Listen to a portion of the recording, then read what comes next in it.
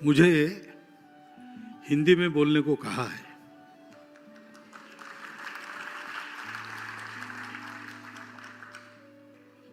लेकिन those who don't know Hindi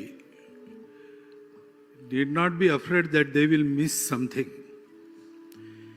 because I am going to elaborate on what has been already said in Honorable Prime Minister's message as well as Ashwini ji's address, Prasad Lad ji's address, because there is nothing more to say about the temples and Temple Connect.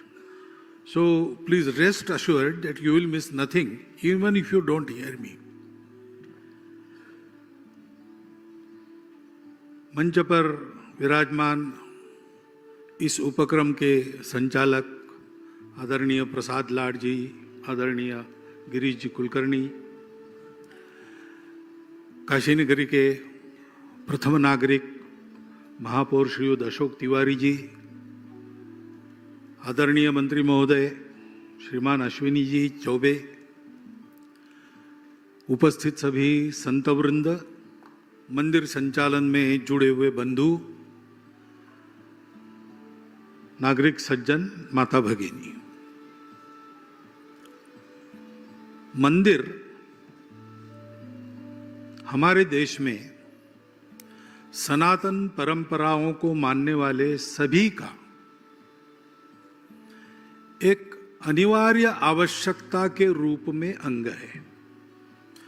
कहीं पर मंदिर कहते हैं, कहीं पर देरासर कहते हैं, कहीं पर गुरुद्वारा कहते हैं, लेकिन एक ऐसा स्थान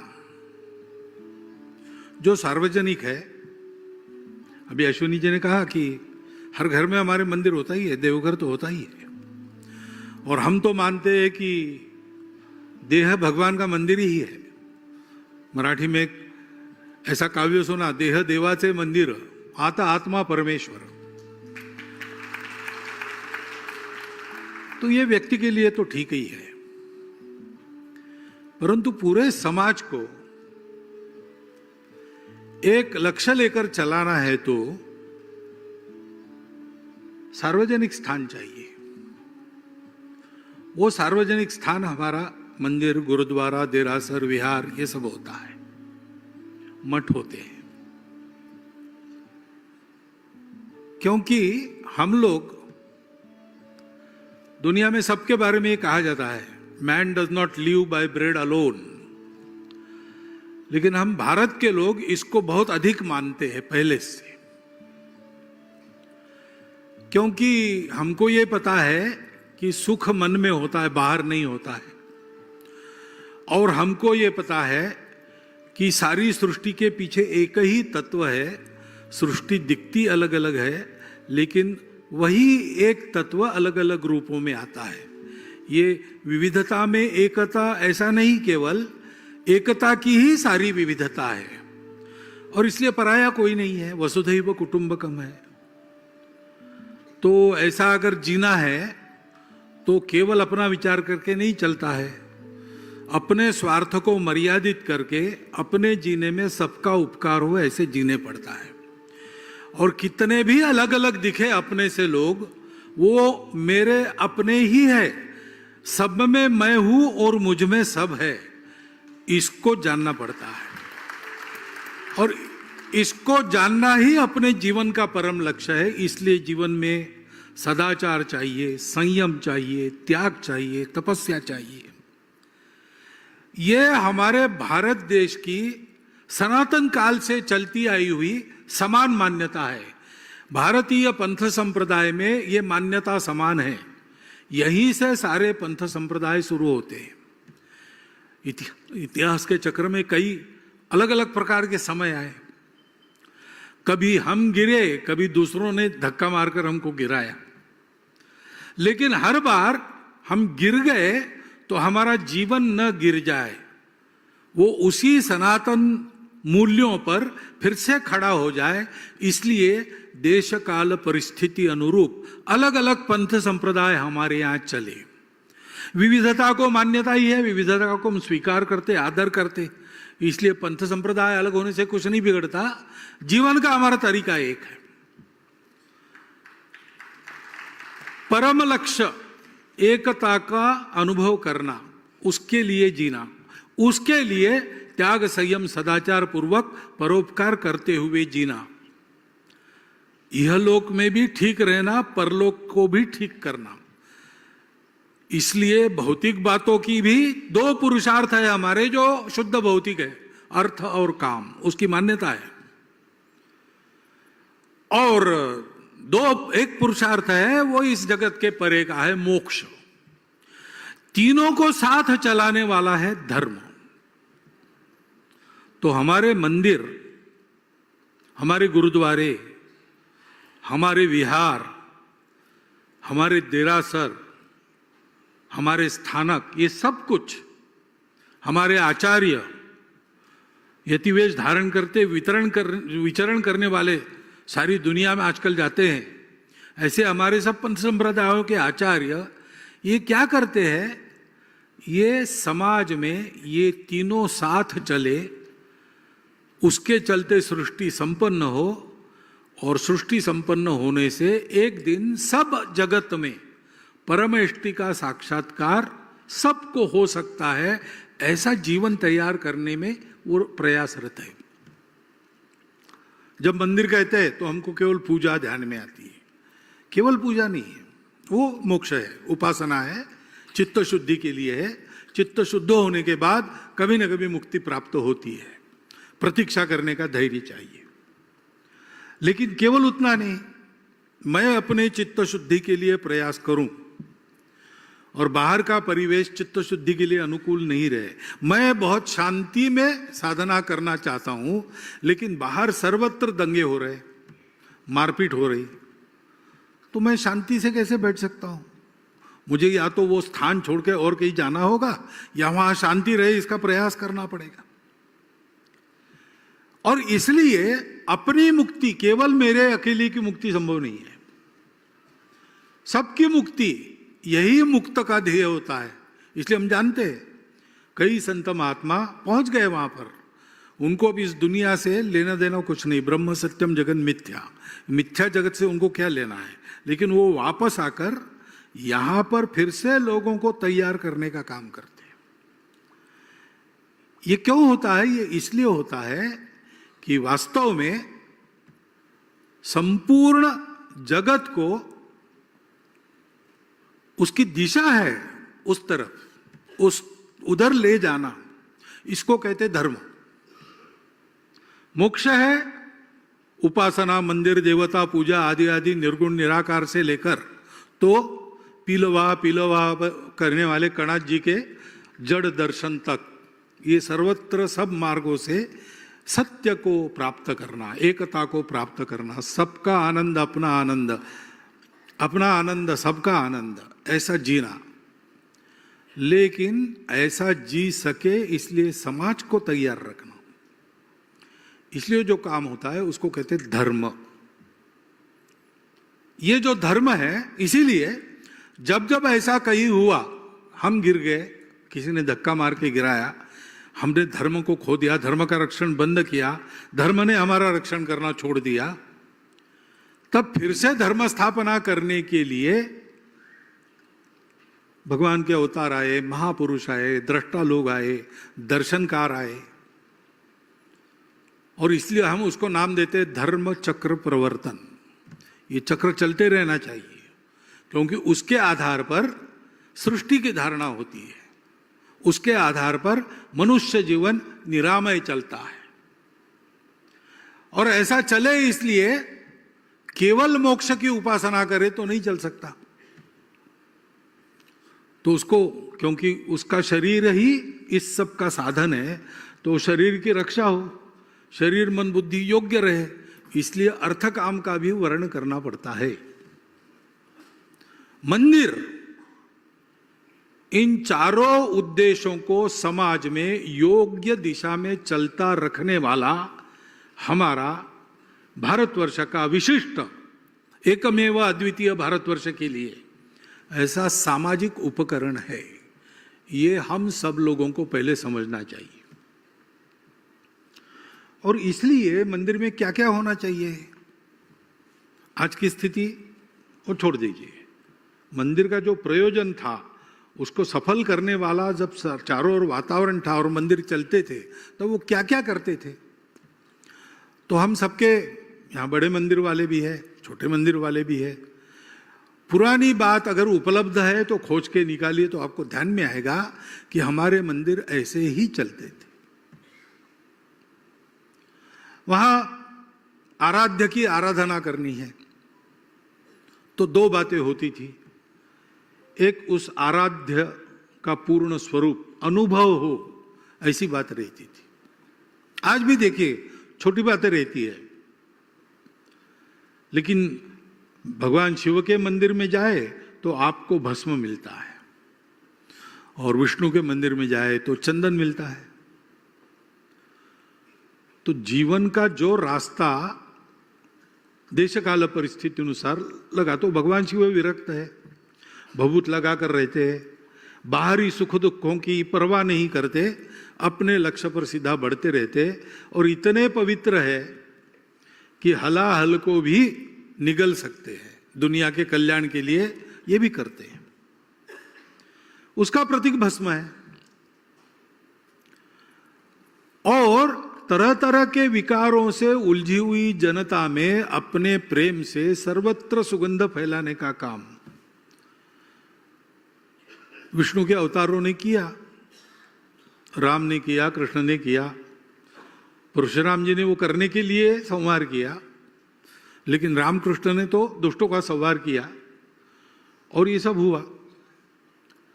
तो उनका प्रतीक चंदन है जो सर्वत्र सुगंधि देता है। छोटे छोटे ऐसे मंदिरों के कर्मकांड होते हैं, आचार परंपरा होती है, वो वहां पूर्ण रूप से प्रचलित चाहिए। तो मंदिरों को हमको अच्छा बनाना है, यानी पहली बात ये करनी पड़ेगी कि मंदिर की स्वच्छता, जैसे कहा, मंदिर पवित्रता का आगर है, वहां आने के बाद पवित्र लगना चाहिए। गुरुद्वारों में हम जाते हैं तो पहले पानी में से जाते हैं, पैर साफ करते हैं, फिर अंदर प्रवेश करते हैं और जाइए स्पॉटलेस क्लीनलीनेस। हमारे जो सब मंदिर है वो सब के सब मंदिर ऐसे नहीं है। आजकल हो रहे, सारे समाज में स्वच्छता का भान जग रहा है स्वच्छ भारत के कारण, तो मंदिरों पर भी उसका परिणाम है। कुछ मंदिर पहले से ही ऐसे थे, लेकिन ये सब मंदिरों में करना पड़ेगा क्योंकि मंदिर सार्वजनिक स्थान है। बड़े मंदिरों तो प्रसिद्ध है, सब लोग जाते हैं। कुछ उतने बड़े नहीं, उससे छोटे हैं, लेकिन उन मंदिरों में बहुत से लोग जाते हैं। परंतु दूर दूर तक मंदिर नहीं, वहां भी छोटे छोटे मंदिर है, 10,000 जनसंख्या में 3-4 गांव का मिलाकर, वहां भी ये वातावरण चाहिए। मंदिर कहने के बाद पवित्रता ये उसका पहला अभिन्न अंग हो जाता है। मंदिर की पवित्रता, मंदिर में शांति, मंदिर में दूसरा अंग है उपासना।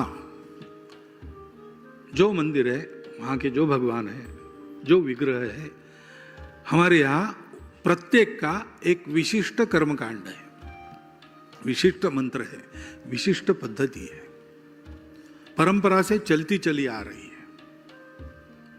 बहुत थोड़ी बातें उसमें ऐसी है जो समय के अनुसार बदलती है। जो बदलती है उनको बदलना ही चाहिए।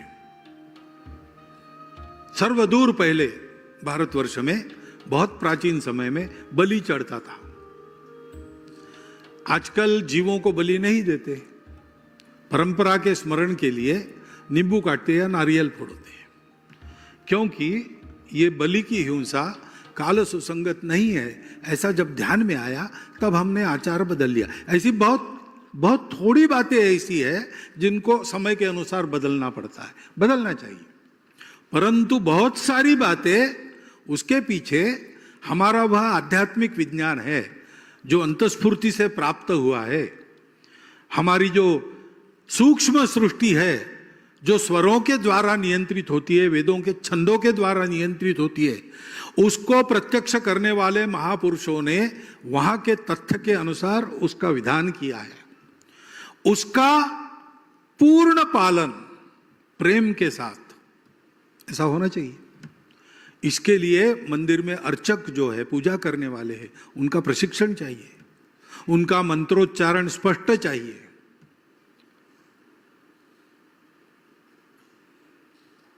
जल्दी जल्दी में जैसे तैसे कर दिया, ऐसी उनकी विधि नहीं चाहिए।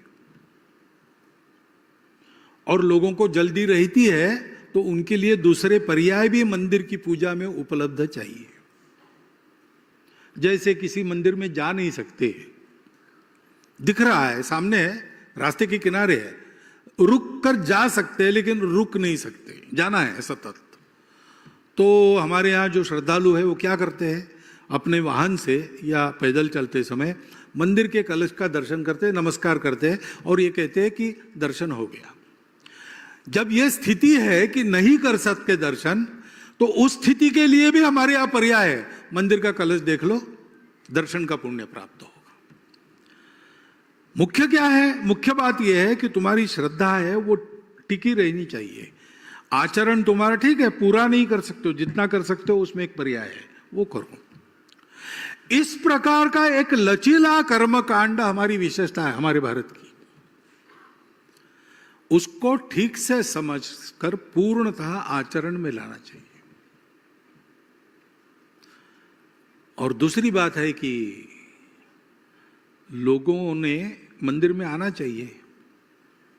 मंदिर तो भक्तों के आधार पर चलेगा, भक्त आएंगे नहीं तो भगवान को देखने वाले कौन होंगे? और इसलिए मंदिर में हमारे प्राचीन समय में सारी बातें चलती थी। मंदिर में गुरुकुल होता था, वहां शिक्षा चलती थी। मंदिर में हमारे तत्वज्ञान की चर्चा करने वाले विद्वान, वेदपाठी, ये सब रहते थे। सतत ग्रंथों का पठन होता था। मंदिर में थोड़े बौद्धिक दृष्टि से और सामान्य स्तर के लोगों को भी समझ में आएंगे ऐसे कार्यक्रम, कथा, प्रवचन, पुराण के रहते थे। उसके द्वारा नई पीढ़ी को हमारी परंपरा का पता चलता था, कथाएं पता चलती थी, एक अपनत्व उसके कारण उत्पन्न होता था। महात्मा गांधी जी ने कहा है कि कीर्तन में हरिश्चंद्र की कथा सुनी और सत्य की प्रीति उनके मन में बचपन में निर्माण हो गई। संस्कार होता है। मनुष्य जहां कुछ मिलता है वहां जाता ही जाता है। मनुष्य को पैसा मिलता है तो वो आता है, मनुष्य को अन्य चीजें मिलती, उसकी इच्छा तृप्त होती इसलिए आता है। भक्तों के प्रकार भी है। आर्त, जो पीड़ा में है इसलिए कोई सहारा नहीं, हारे को हरि नाम, जाता है मंदिर में। कुछ चाहिए, मन्नत कहने के लिए आता है मंदिर में। अर्थार्थी, कोई सोचता है ये क्या मामला है मंदिर और भगवान, वास्तव में क्या है जाके देखो। जैसे विवेकानंद पहले भटके इधर उधर, जिज्ञासु। और ज्ञानी जो जानता है कि है, उसकी श्रद्धा पक्की है, उसको पाना है। क्या पाना है? और कुछ नहीं पाना है, उसको ही पाना है, वो ज्ञानी है। तो ऐसे लोग जाते हैं मंदिर में। और इसलिए मंदिर में गुरुकुल है, मंदिर में संस्कार है।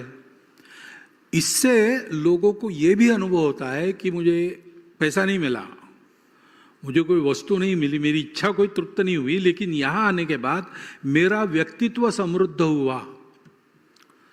तो इसको मनुष्य समझता है, सब मनुष्य समझ, जो पढ़ा लिखा नहीं है, जो सोचता नहीं है, बुद्धि से अति सामान्य है, वो भी अच्छा संस्कार मिला तो वहां पर आते रहता है, क्योंकि उसको लगता है मुझे कुछ मिल रहा है। इसलिए मंदिर में संस्कारों की व्यवस्था होनी चाहिए, मंदिर में शिक्षा की व्यवस्था होनी चाहिए,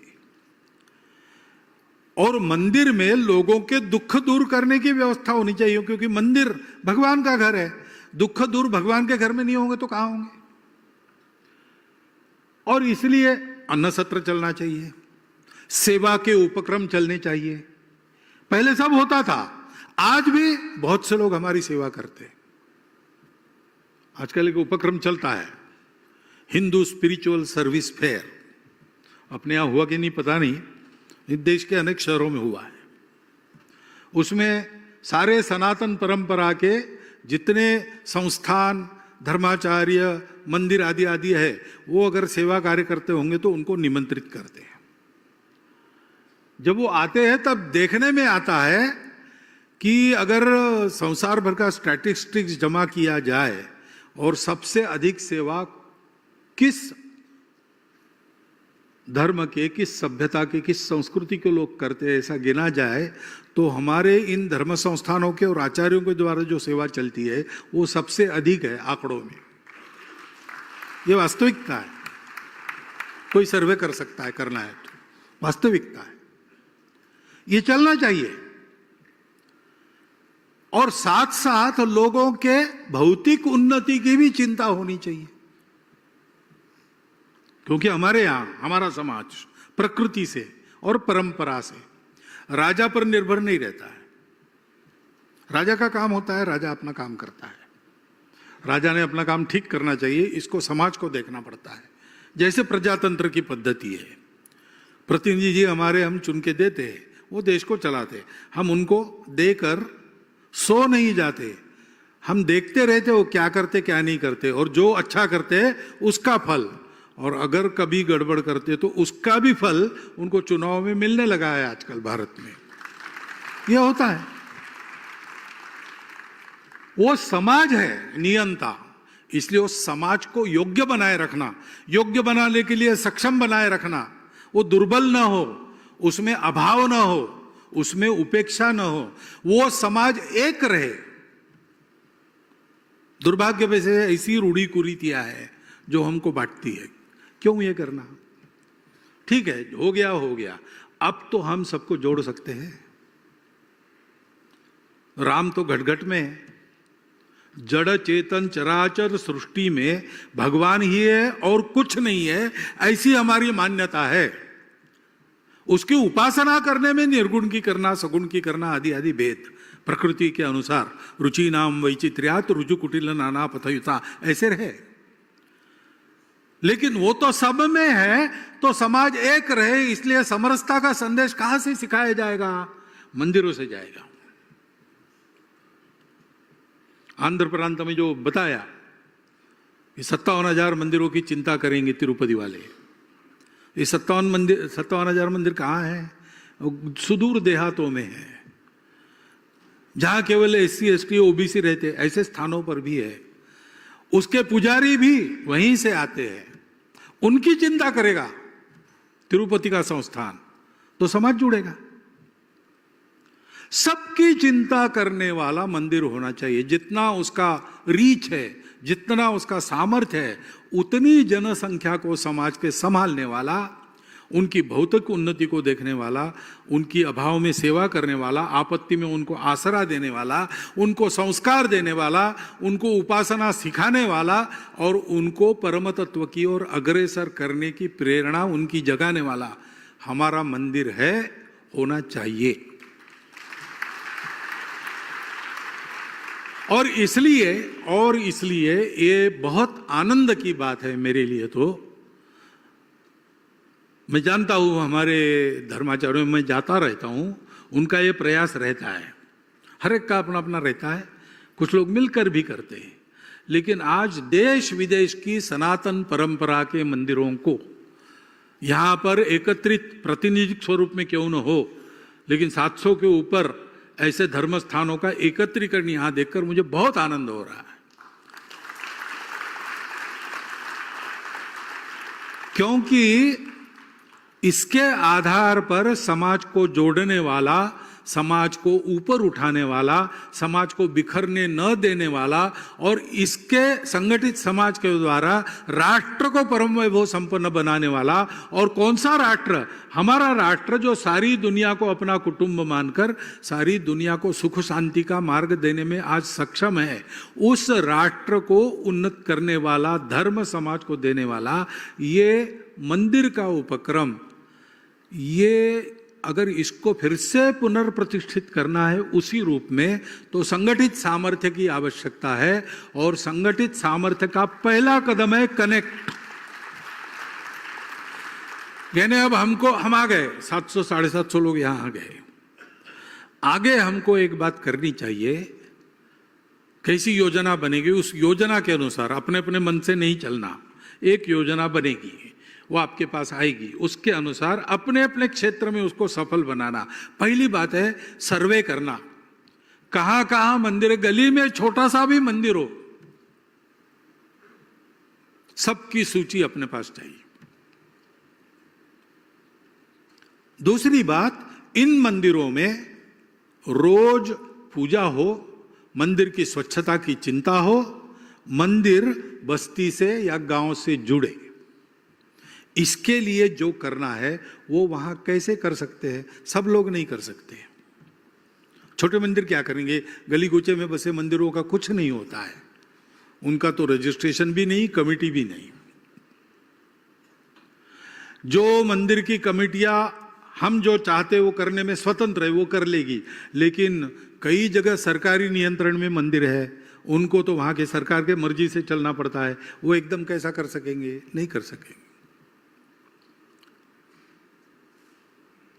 तो हमको ये देखना पड़ेगा कि हमारा संगठित बल इन सबको साधन धन से परिपूर्ण करे। ये महाप्रयास पूरे देश भर के सनातन परंपराओं के मंदिरों का एक पुल बने, उसमें से संपन्न हो। थोड़ा अपना मेरा मैं मेरा वगैरह छोड़ना पड़ेगा, लेकिन इट इज हाई टाइम। ये नहीं करते हैं ना, ये नहीं करते हैं तो हम संकट में है। देखिए अभी मैंने सुना तमिलनाडु में सोमवार शिवजी का वार माना जाता है, शिवजी के सेवक नंदी जी हैं, इसलिए शिवजी के दिन नंदी को काम नहीं देना, यानी खेती बंद रखना, ये तमिलनाडु में एक आम रिवाज था, अभी भी बहुत जगह चलता है। उस दिन अगर बैल से कोई काम लेता है तो उसको फाइन होता है, गांव की तरफ से वो देना पड़ता है। लेकिन अब शिव मंदिरों में सोमवार के दिन दर्शन के दिन लिए जाना, देहात में तो ठीक है, शहरों में छुट्टी नहीं रहती उस दिन, तो कोई जाता नहीं। ऐसा मुझे बताया एक महात्मा ने, कोई जाता नहीं। शनिवार इतवार छुट्टी रहती है, उस दिन जा सकते हैं, सोमवार को नहीं जा सकते, इसलिए सोमवार को शिव मंदिर खाली रहते हैं। वो सुझाव भी दिया उन्होंने कि ये छुट्टी जो है शनिचर इतवार के बजाय इतवार सोमवार कर दीजिए, तो शिव मंदिरों में फिर से लोग आएंगे सोमवार के दिन, महत्वपूर्ण दिन है। लेकिन ये हालत है, अगर जिसको धर्म का पालन करना है वो धर्मी नहीं रहेगा या उसकी श्रद्धा नहीं रहेगी, तो धर्म कहां से चलेगा? धर्म नहीं चलेगा तो मोक्ष की ओर कौन देखेगा? सब भौतिक जड़वाद में और कंज्यूमरिज्म में मग्न हो जाएंगे। हो रहा है दुनिया के देशों में, आज ये स्थितियां हैं। हमारे यहां वो स्थितियां लाने का प्रयास करने वाली शक्तियां हैं। वो कैसे उससे बचेंगे हम? आधुनिक जीवन का प्रवाह तो चल रहा है, बचना एक ही है उपाय, श्रद्धा और निष्ठा। वो श्रद्धा निष्ठा जागृत करने का काम मंदिर करते हैं, इसलिए सब मंदिरों को अपने साधन संसाधनों का विनियोग करके भारत के छोटे से छोटा मंदिर भी उसको सशक्त बनाना पड़ेगा। तो कनेक्ट तो आपने कर लिया, अब सर्वे और ये करना, और फिर हम मिलते रहेंगे तो अनुभवों का आदान प्रदान होगा। तो बहुत सी बातें एक दूसरे की लेने लायक है, लेने लायक। मंदिरों की स्वच्छता, मंदिरों में पवित्रता, मंदिरों के द्वारा सेवा बहुत होती है, करना है। अभी यहां गया था, पास में हथियाराम मठ है गाजीपुर जिले में, जखनिया के पास। तो वो मंदिर, वहाँ के स्वामी जी 4-5 महीना आसपास के अंचल में घूमते हैं, सबको मिलते हैं, सब जाति के लोग, सब पार्टियों के लोग, सब पंथ संप्रदायों के लोग, वो उनको बहुत अच्छा मानते, इसलिए उस मंदिर को भी बहुत अच्छा मानते। वहाँ सब लोग आते हैं और वो वहाँ प्रयास कर रहे, संस्कार देना, शिक्षा देना, कुछ कुछ करना वहाँ की जनता के लिए। तो वो मठ एक तरह से वहाँ के जनजीवन में एक धुरी बनता जा रहा है। ऐसे बहुत है, मैंने अभी देखा इसलिए आपको उदाहरण दिया। आप में से भी बहुत लोग ये सब करते होंगे, लेकिन सब मंदिरों, क्योंकि अपने यहाँ पर बहुत ज्यादा बड़े मंदिर नहीं है, मध्यम मंदिर है, लेकिन वो भी एक हद तक मर्यादित है। बिल्कुल छोटी छोटी स्थानों पर भी छोटे छोटे मंदिर है, वहां श्रद्धा जगे, वहां निष्ठा जगे, तो पूरा समाज इस प्रकार धार्मिक बनकर सद्व्यवहार संयम लेके देश के लिए, धर्म के लिए, संस्कृति के लिए त्याग करने के लिए उद्यत हो जाएगा। चौथी बात, महत्व की बात है कि हमारे नई पीढ़ी को हमको ये सब देना पड़ेगा मंदिरों के द्वारा, क्योंकि आगे तो उनको संभालना है, आगे तो उनको संभालना है। हम सब लोग 40 साल या ऊपर दिख रहे हैं यहाँ पे, तो ठीक है, और 20-30 साल आप संभालेंगे, उसके बाद कौन है? जिनको संभालना है उनको अभी से प्रशिक्षित करना चाहिए। तो उनके लिए संस्कार वर्ग, आसपास के बस्तियों में स्तोत्रों का पठन करवाना, स्तोत्र याद करवाना, ऐसे उपक्रम हमको चलाने पड़ेंगे।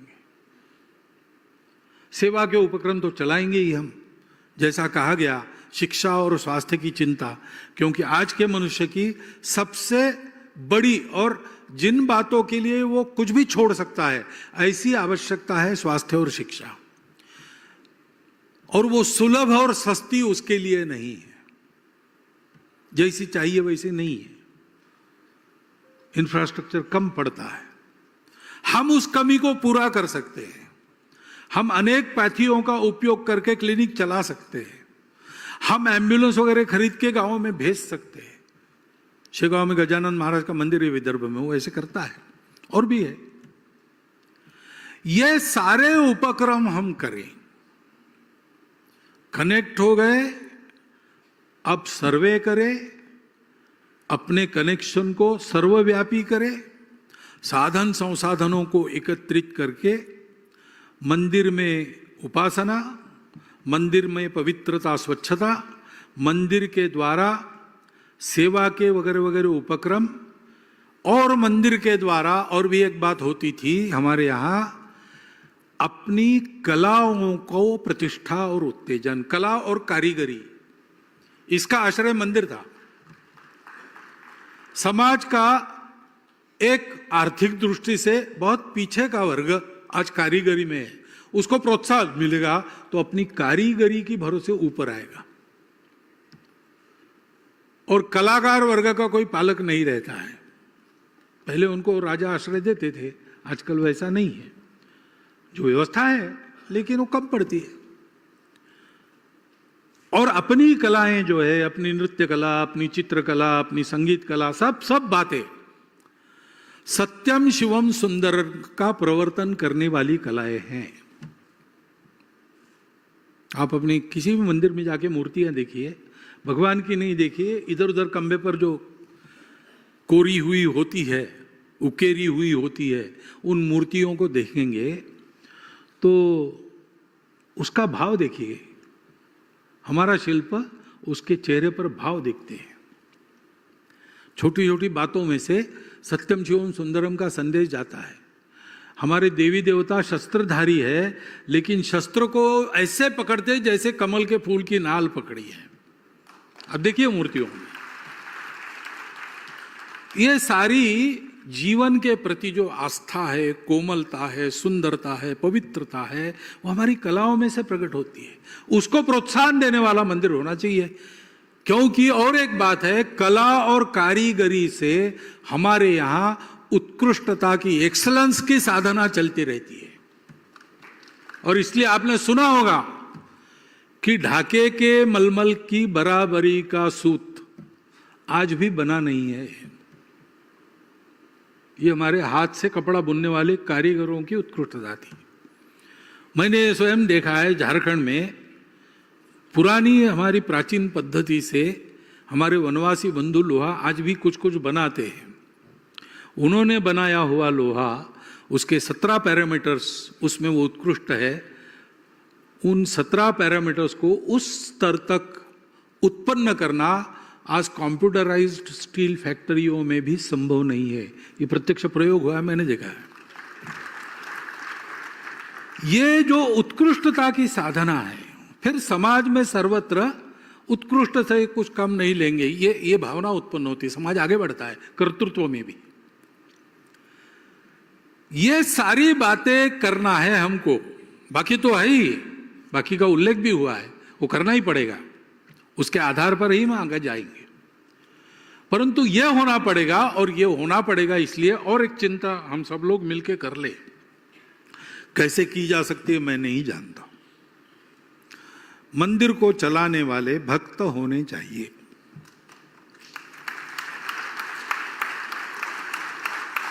आज हम देखते हैं अपने यहां मंदिरों की स्थिति अलग अलग। कुछ मंदिर समाज के हाथ में, कुछ मंदिर सरकार के हाथ में। सरकार के हाथ में है, ऐसे मंदिर भी अच्छे चलने वाले बहुत है। ये सब करने वाले सरकार के हाथ में मंदिर है, और ये सब करने वाले समाज के हाथ में है मंदिर, वो भी है। और ऐसे नहीं है, ऐसे मंदिर भी इधर भी है उधर भी है। मूल कारण क्या है? एक कारण व्यवस्था है, उसका क्या विचार करना आप जानो। लेकिन दूसरा कारण है कि करने वाले, अगर सरकारी भी रचना है तो भी उसमें जो लोग हैं वो भक्त है। काशी विश्वनाथ का दर्शन करके आइए, आपको पता चलेगा मैं क्या कर रहा हूं, कैसा हो गया है स्वरूप भव्य, क्यों हुआ। करने वाले ठीक है, वो सरकार के नियुक्त लोग होंगे, लेकिन मन में भक्ति है। अपने मंदिर को चलाने वाले भक्त होने चाहिए, भक्तों ने संभालना चाहिए। इसलिए मंदिरों के द्वारा समाज में भक्ति और शक्ति दोनों की आपूर्ति करने का काम सब मंदिर करे। ये समय की आवश्यकता है, और उसका अगर इतना अच्छा शुभारंभ आप सब लोगों ने किया है, आप मंदिर चला रहे, और बहुत से लोग ऐसे हैं बहुत अच्छी तरह चला रहे। ऐसे कर्तृत्व संपन्न व्यक्ति एक आस्था लेकर आज अगर यहाँ जुड़ गए हैं, तो मैं मानता हूँ कि अपने देश के सनातन परंपरा के सभी भारतीय पंथ संप्रदायों के सभी धर्म स्थानों की प्रगति उत्तरोत्तर ऐसी होगी कि उसके आधार पर अपना समाज विश्व में सिरमौर समाज बनके विश्व का मार्गदर्शन करने की योग्यता प्राप्त करेगा। ये लक्ष्य आज के इस कनेक्ट से साध्य हो, ऐसी शुभकामना आपको देता हूं और मेरे 4 शब्द समाप्त कर